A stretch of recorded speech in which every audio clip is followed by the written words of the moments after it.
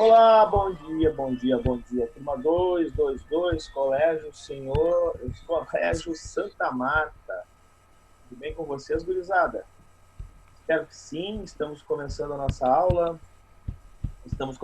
Hoje é sexta-feira, dia 7 de agosto. Terminamos a semana, uma semana quente, né? Agora já está ficando quente, ainda tem uma neblina um pouco no ar aí, mas está bem quente hoje o dia.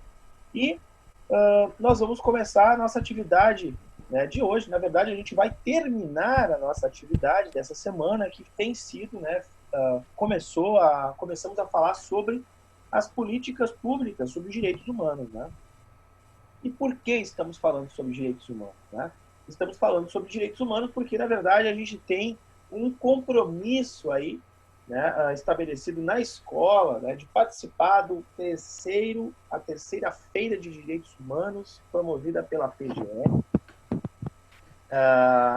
Uma feira que tem o intuito de ouvir, né, os estudantes e professores da rede pública e privada sobre este tema, um tema tão importante, né, um tema tão relevante nos dias que a gente vive, que é esse tema dos direitos, né, humanos, né, da inclusão das pessoas, né,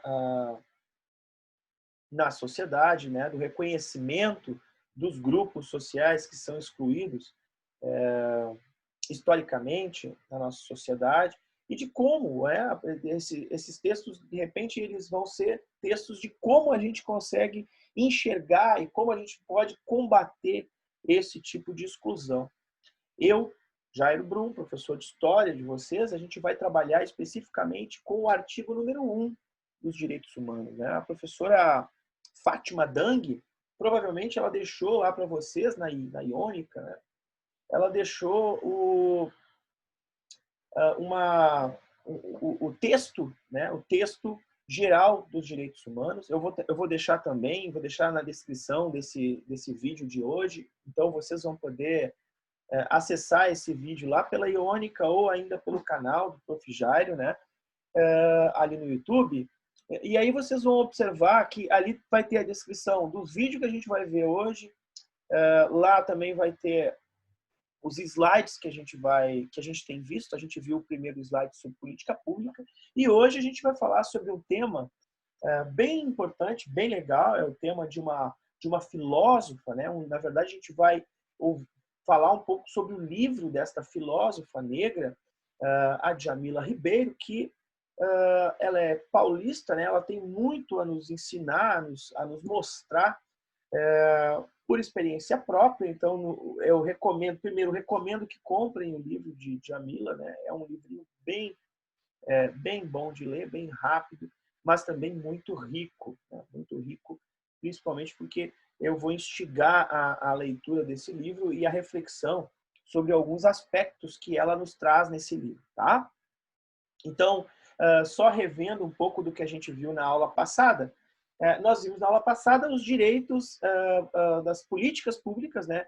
E a partir de 1888, que foi o ano do final da escravidão, até 1988, ou seja, 100 anos de história no Brasil, a gente viu alguns avanços e muitos recuos, né, no sistema político, participativo, econômico, da inclusão dessas populações negras no mercado de trabalho, da inclusão dessas populações negras depois da escravidão na vida comum, né, no acesso à cultura, no acesso à justiça social, no acesso à educação e assim por diante, né? A Constituição de 1988, então, ele estabelece uma série de parâmetros ali, a gente viu, né, de direitos que o Estado brasileiro oferece. Mas os governos que deveriam ser responsáveis, né, por aplicar esses direitos, né, por exigir que esses direitos sejam de fato cumpridos.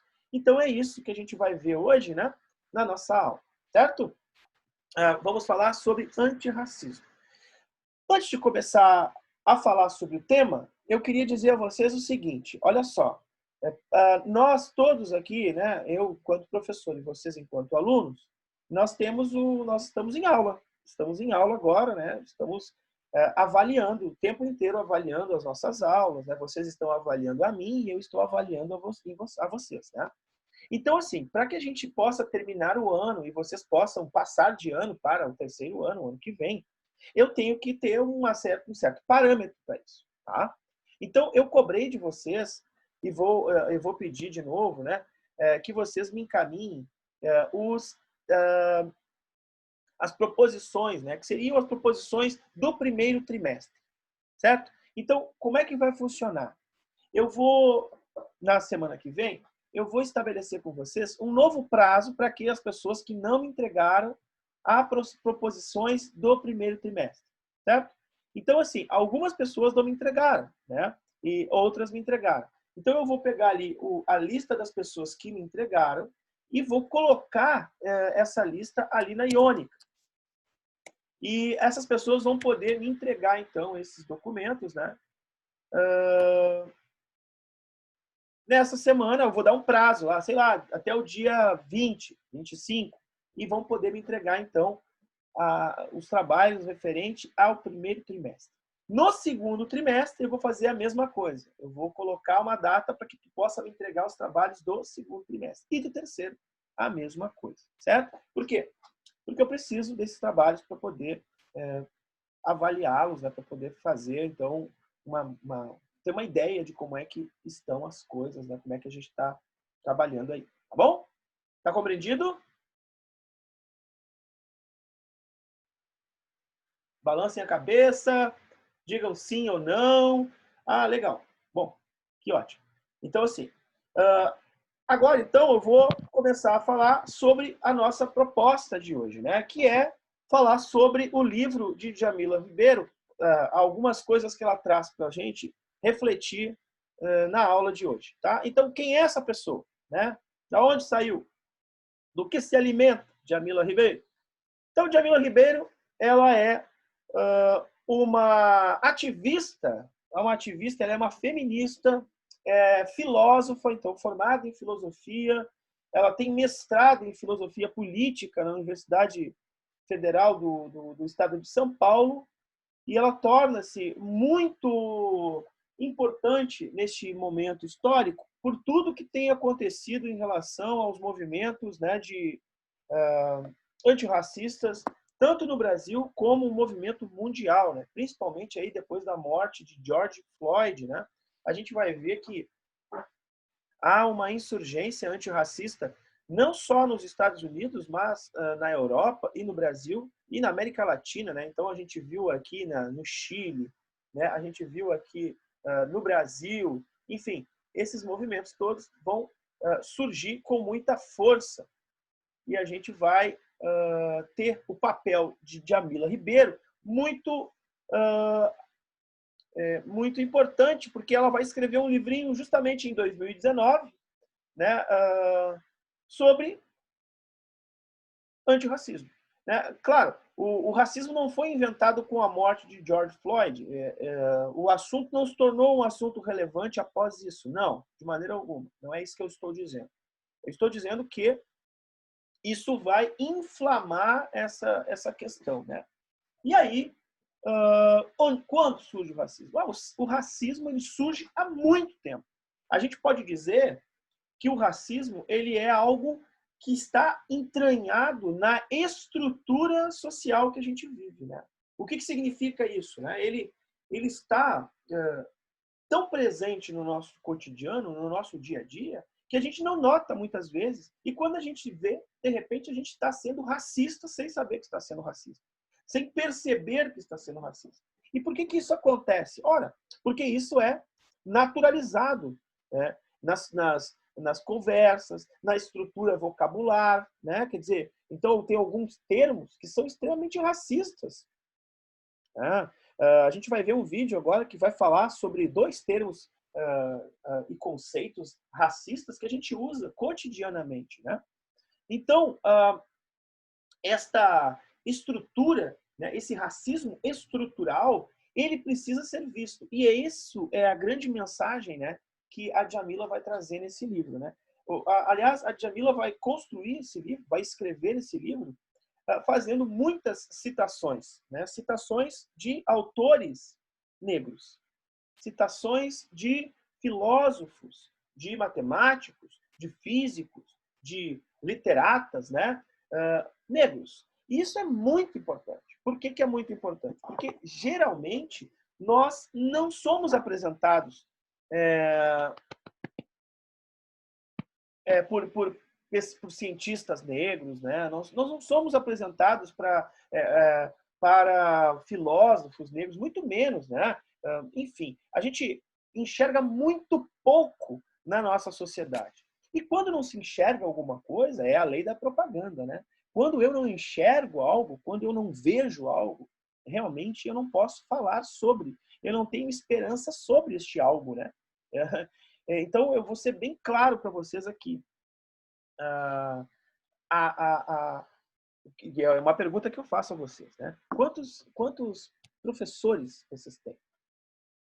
Negros?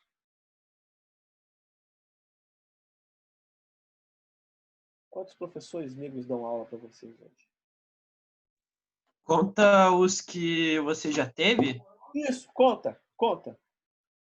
2. 2, certo. Agora, todos os diretores que tu já teve, quantos diretores negros? Supervisores? De quantos pedagogos, né? Que o papel do pessoal ali da coordenação do SOI, quantos negros tu já teve? Continua a pergunta. Agora, quantos negros tu consegue enxergar na estrutura, por exemplo, que promove a limpeza da escola? Quantos negros tu consegue enxergar na estrutura que promove a coordenação de normas e disciplina da tua escola? Então, se eu consigo enxergar, né?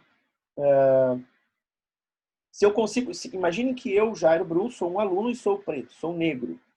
Aí eu consigo enxergar que apenas nas estruturas mais, digamos assim, mais simples, né?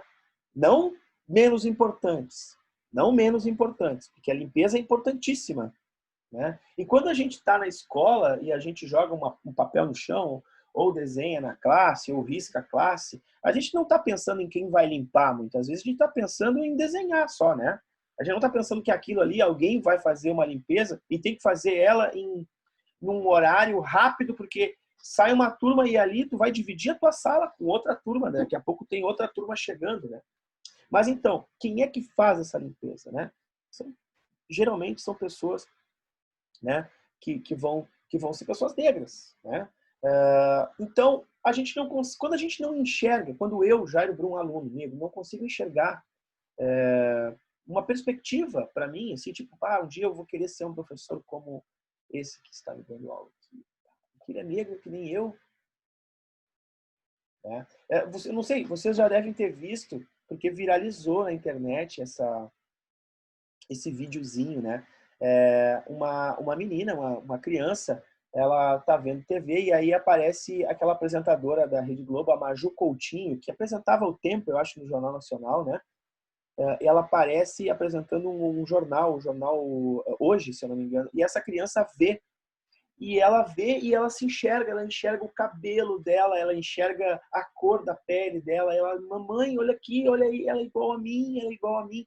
Quer dizer, nesse aspecto, eu queria que vocês entendessem que só com esse detalhe desse vídeo, desse acontecimento, já se projeta nessa criança uma perspectiva de que ela possa ser como a Maju Coutinho. Que ela pode ser também uma apresentadora de televisão, e por que não uma artista, e por que não uma médica, e por que não uma doutora, e por que não... Sabe? Na cabeça de criança vale tudo. Quando eu não me enxergo, fica difícil. Eu não sei se vocês concordam comigo, mas quando eu não me enxergo, quando eu não vejo o outro, né, igual a mim também, quando eu não me percebo na sociedade, realmente fica muito difícil. Então, é sobre isso que nós vamos falar hoje, né? Sobre enxergar cores. E para isso, eu vou dividir aqui de novo a tela com vocês, e vou falar sobre o que falou Djamila, né, a ideia que ela traz no livro. As ideias expostas têm em comum a preocupação em propor ações que vão estimular o conhecimento da adoção de práticas antirracistas. E por que ela fala em práticas antirracistas? Porque ela vai dizer que não adianta, e aí eu queria perguntar isso para vocês, queria que vocês me respondessem. Ela diz o seguinte, ó, não adianta eu argumentar que eu não sou racista. Não adianta eu ficar imune ao que eu estou vendo, à opressão que estou vendo. Ela diz que nós precisamos ter ação, que nós precisamos agir quando a gente vê que alguém está sendo oprimido.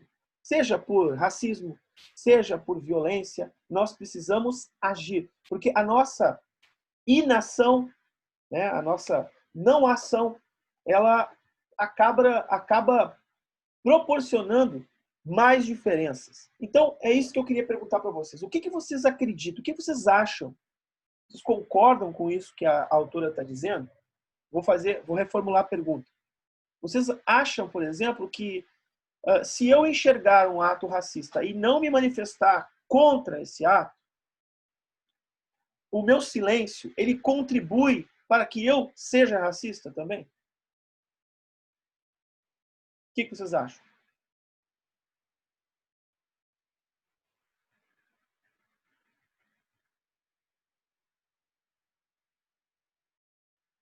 Eu gostaria que o Ariel, o Lucas, a Raíssa, a Rafaele, a Rafaela, Eduarda Reis, a Virginie, a Jéssica, o Leonardo, o Leandro, a Júlia, o Eduardo, a Laura Borzato, que se manifestassem também. Guilherme, o João, o Vitor. Eu gostaria de ouvi-los. Pode escrever também para mim, ó, tá aberta a inscrição, pode escrever no bate-papo. Não sei o que dizer. O que vocês acham? Vocês acham que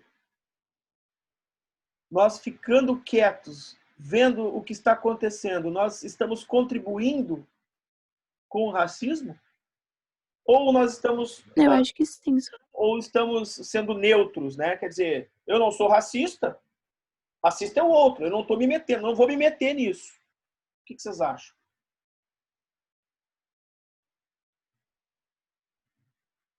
A Virginie acha que sim. Acho que a gente deve se meter?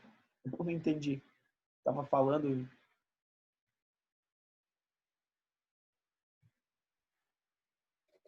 Eu acho que quando a gente vê uma situação, tipo, uma pessoa sendo racista com alguém e a gente não fala nada, assim, eu acho que a gente tá, sei lá, não que seja racista, que nem tu falou, mas a gente podia fazer algo, sabe? Porque é errado.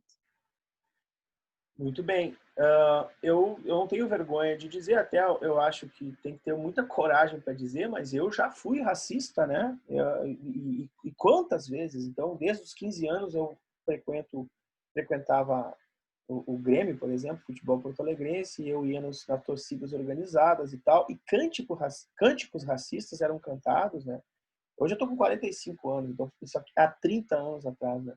Aí tu imagina o seguinte, eu tinha 15 anos e para mim aquilo ali, eu não estava cometendo racismo, até porque eu não tive nenhum professor de filosofia, história, de comportamento, sei lá, que me dissesse, olha, quem sabe a gente reveja a sua posição. Cara, não existia nenhuma lei assim que era cobrada em relação a isso nos estádios, né? Não tinha. É claro que existia toda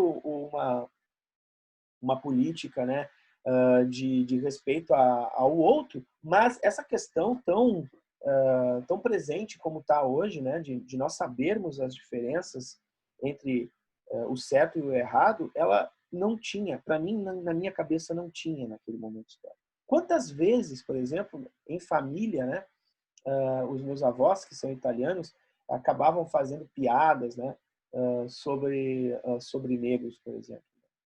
E quantas vezes eu fiquei quieto, em relação a isso.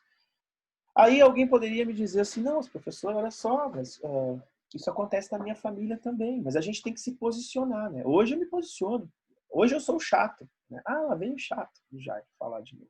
Mas é que se a gente não se posiciona, é isso que diz o Djamila, né? Se a gente não se posiciona em relação, não só em relação ao racismo, né? Tem um ditado que é um ditado que eu acho horroroso, mas ele é um ditado que todo mundo acaba repetindo, né? Você sabe muito bem. Vocês podem até terminar ele para mim. Em briga de marido e mulher,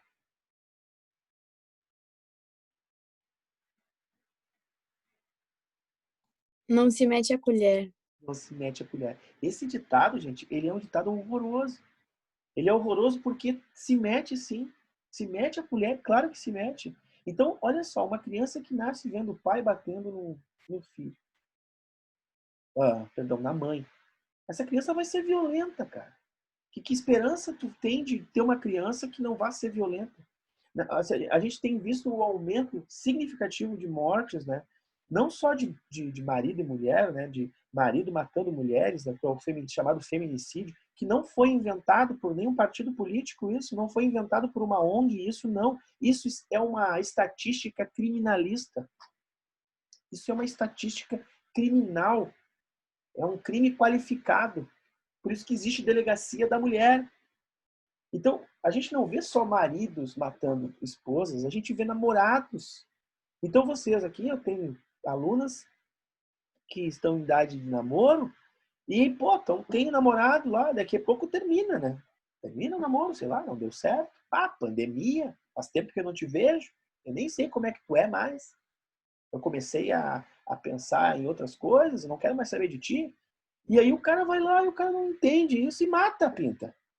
Mata a namorada, cara. A ex-namorada, o ex-noivo.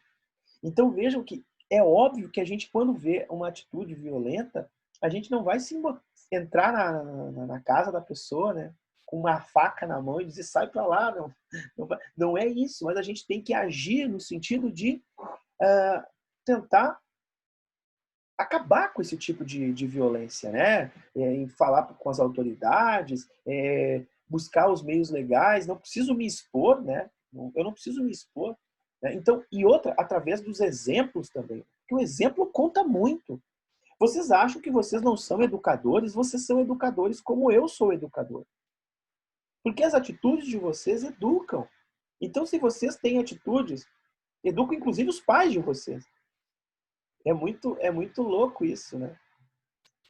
Uma criança dentro de um carro, né? Com o pai sentado na cadeirinha, no banco de trás, aí o pai está comendo um sanduíche, joga o papel pela janela, a criança diz, pai, mas não pode jogar papel pela janela. Daí o pai fica sem ação, porque não pode mesmo. E quem está fazendo a educação ali naquele exato instante é a criança de 5 anos de idade que frequenta a escola, que aprendeu que lixo, lugar de lixo é no lixo. E não tem lixo comum, tem lixo para papel, tem lixo para... Entendam o que eu quero dizer, que nós temos um papel importante. Então nós não podemos nos furtar, ficarmos quietos em relação a coisas que vimos. E a Djamila, ela fala justamente isso nisso aqui, né? Nesse dizer aqui. Que a questão que se coloca é o que cada um de nós está fazendo ativamente para combater o racismo hoje na sociedade. Então, isso é uma grande pergunta, né? Que a Djamila coloca para a gente refletir. E aí ela escreve: é importante ter em mente que, para pensar soluções para uma realidade, devemos tirá-la da invisibilidade. Então, vejam bem, para que eu possa falar sobre antirracismo, eu tenho que falar sobre racismo. Eu não posso falar sobre o negro sem dizer negro. Mas não pode. Pode. Nós temos que falar. Porque o problema é que as pessoas dizem assim, não, mas eu não sou racista. Não, gente. Todos nós somos racistas. Isso é uma questão estrutural. Isso está na estrutura. Eu não sei se vocês concordam, mas eu quero que vocês observem como isso é plausível, porque a gente vai ver um vídeo daqui a pouco, em poucos instantes a gente vai ver um vídeo, que neste vídeo fica muito claro quando a autora do vídeo, a atriz que está fazendo a comunicação, ela vai expondo para a gente como é que isso está na estrutura da sociedade. Né? E como é que nós podemos perceber que o problema não é a cor que a gente tem, mas o uso, a justificativa, né, para oprimir, para separar, para segregar. Né? Então, a autora vai dizer que é para a gente ver cores. Ó, vejam cores. Somos diversos e não há nada de errado nisso. Se vivermos relações raciais, é preciso falar sobre a negritude e é preciso falar sobre a branquitude. Aliás, eu diria mais a vocês, né? Nós não. Quem inventou a escravidão, principalmente quem inventou a questão da raça, foi o homem branco, não foi o homem negro. Foi o homem branco que inventou a questão da raça, né, do preconceito. E isso, obviamente, tem que ser começar a combater, né, tem que ser combatido pelo homem branco, principalmente. Ah, mas eu conheço uma pessoa negra que é racista. Por quê? Porque a organização estrutural da sociedade, ela faz com que ela jogue essas pessoas a serem elas mesmas racistas. Porque é um conjunto de elementos que fazem com que ela não consiga se perceber, não consiga se assumir, né, a sua negritude. Por isso que a autora diz aqui, ó, que o livro ele trata, concretas para estimular o autoconhecimento. As pessoas não se conhecem, de fato. Então, cada capítulo do livro, a autora ela vai falando sobre, vai citando um autor que é negro, ela vai falando sobre um cientista negro, sobre um artista negro, sobre acontecimento, porque as pessoas têm que começar a perceber que existe sim, que a questão de inclusão é fato. Né? Então, que as pessoas têm que se sentir vistas, né? Elas têm que se sentir inclusas, perdão, né? no sistema. Então, a gente vai ver esse vídeo agora e em seguida... Então, este vídeo, né, este slide, o outro slide que nós temos, tudo está lá na Iônica. Então, vocês têm acesso a todo esse material, né, na Iônica ou ainda lá nas descrições do vídeo no YouTube, né, no canal do Prof. Jairo. Então, tá tudo ali nas descrições do vídeo ou na Iônica, onde vocês têm acesso a essas informações. Então, vamos lá. Vamos ver o vídeo e depois a gente vai fazer um bate-papo sobre isso.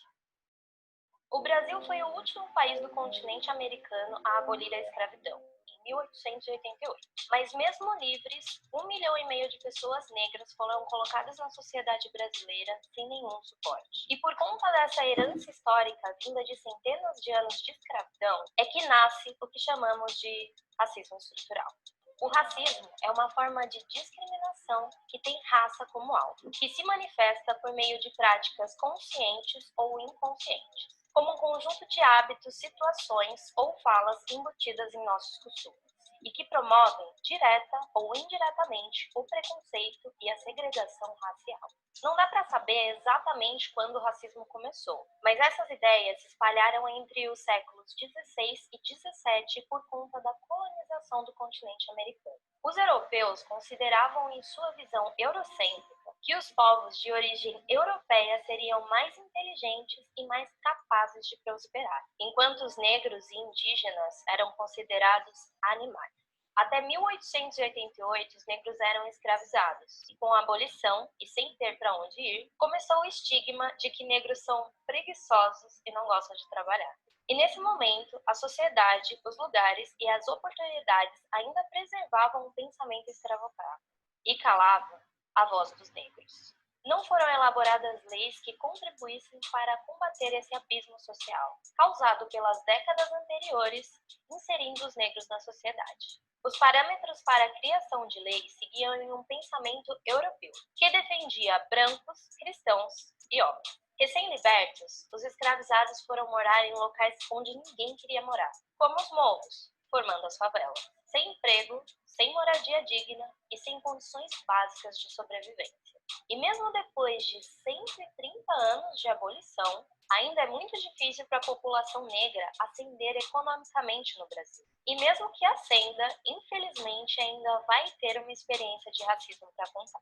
Estudos sobre a desigualdade racial mostram que existe um pensamento enraizado de medo do branco ser comparado ao negro, de ter as mesmas profissões que os negros, de frequentarem os mesmos lugares. O preconceito está na estrutura que formou esse pensamento. Outra forma de racismo estrutural muito praticado, mesmo sem intenção ofensiva, são as falas e hábitos de linguagem pejorativos incorporados ao nosso cotidiano. Quando usamos expressões racistas como a palavra denegrir, que nada mais é do que tornar algo negro. Ou quando utilizamos nomenclaturas para negros ou pretos, como as palavras mulato e pessoa de cor. Desde sempre, em todas as pesquisas sociais e demográficas, os autodeclarados pretos ou pardos são maioria nos índices de analfabetismo, de desemprego e têm a menor renda mensal. As estatísticas de cor ou raça produzidas pelo IBGE mostram que, em média, brancos têm maiores salários, sofrem menos com desemprego, são a maioria entre os que frequentam o ensino superior. Isso poderia ser resolvido com a adoção de políticas públicas, que visam reparar aqueles que foram sistematicamente marginalizados e excluídos da sociedade durante tanto tempo, como foi o caso da criação das cotas raciais, que abriram espaço para que a comunidade negra conseguisse ingressar nas universidades. Mas a sociedade brasileira, como um todo, já naturalizou a nossa ausência. Quantas pessoas questionam a falta de negros no legislativo ou no judiciário? Ou porque a maioria dos formandos de curso de medicina não são negros, mesmo num país de maioria negra? Ou onde estão os altos executivos negros? Isso cai sobre a própria comunidade negra.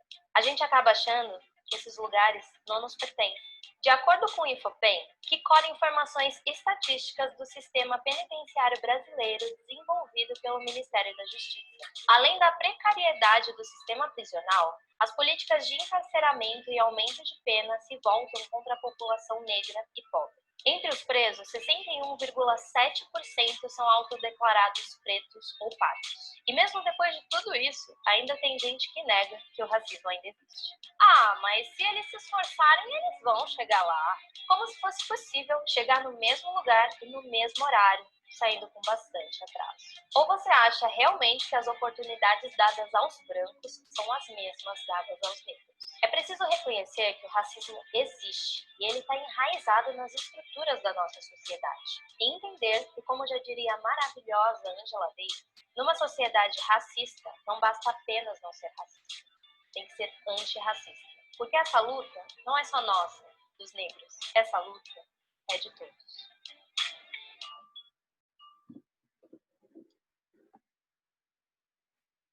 Então, agora faltando aí 5 minutos para a gente terminar a nossa aula, eu acho que a gente conseguiu observar nesse vídeo, não sei o que vocês conseguiram ver, mas eu acho que ficou bem desenhado, assim, o que a gente falou hoje na aula, né, o que a gente falou também na aula passada, quando a gente discutiu os 100 anos de história aí do Brasil, desde o final da escravidão, né? Quer dizer, conseguiram perceber a questão do racismo estrutural, pessoal? Vocês conseguiram perceber isso? O que vocês viram do vídeo? O que vocês têm a comentar sobre o vídeo? Fiquem à vontade.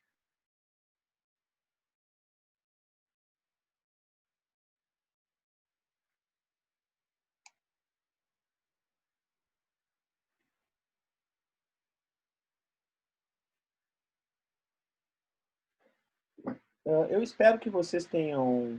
Eu respeito vocês, né, na participação, enfim, porque realmente eu acredito que possa ser difícil participar, né? O lance da vergonha, de repente, de falar ou mesmo de escrever alguma coisa, né? Mas eu espero que vocês consigam fazer uma reflexão sobre o assunto e consigam participar também, né, das nossas da nossa feira, né, que a gente está propondo, né, através das várias formas de vocês se expressarem. Pode ser com desenho, né, pode ser com um poema, pode ser com a produção de um texto, pode ser em dupla, pode ser em trio, pode ser vocês 4 pessoas, enfim, que possam produzir, né, esses textos para a gente poder discutir. O meu assunto é basicamente o assunto do artigo 1º, então, né, das leis, né, dos direitos humanos, que está na Carta dos Direitos Humanos de 1948. Esse artigo 1º, ele é isso aqui, na verdade. Artigo 1º. Todos nascemos livres e iguais. Então, como ser quem eu sou, né? Eu acho que é mais ou menos isso, né? Todos nós nascemos seres humanos. Todos nós nascemos racionais, cada um com as suas limitações, mas todos nós temos a igualdade jurídica, né? Tem uns que são maiores, outros menores, uns magros, outros gordos, uns com paralisia, outros não, uns negros, outros brancos, né? Uns japoneses, outros africanos, outros europeus, outros índios. Enfim, somos nós, somos seres humanos e por isso, então, eu espero ter contribuído com vocês na nosso debate sobre os direitos humanos, sobre políticas públicas. E eu desejo a vocês um excelente final de semana, que vocês possam produzir seus textos, seus pensamentos e tal. Aproveitem, né? Acho que está acabando o verãozinho. Semana que vem nós vamos ter um friozinho voltando, né? Então, se saírem de casa, por favor, saiam com cuidado, né? Se protejam. Um grande beijo em vocês, se cuidem, fiquem firmes, estamos com saudade. Bom fim de semana, boa sexta-feira a todos. Tchau, pessoal. Bom fim de semana, Tchau, Sor. Sor. Tchau. Bom final de semana. Tchau, tchau. Bom fim de semana. Obrigado, igualmente. Tchau, senhor. Tchau, tchau.